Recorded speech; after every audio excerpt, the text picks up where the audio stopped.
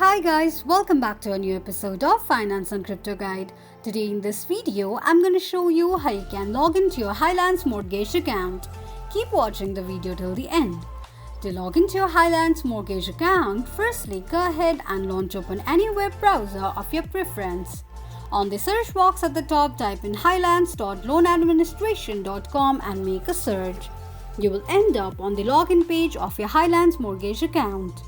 Enter your username and password associated with your Highlands Mortgage account and tap on Login.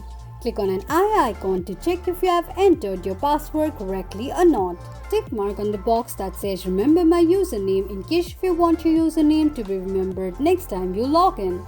You also need to tick mark on the box to agree to the terms and conditions of Highlands Mortgage account.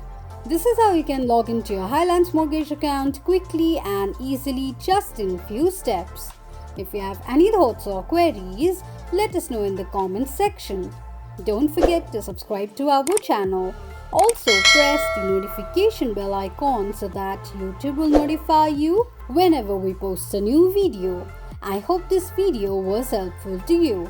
Thank you so much for watching.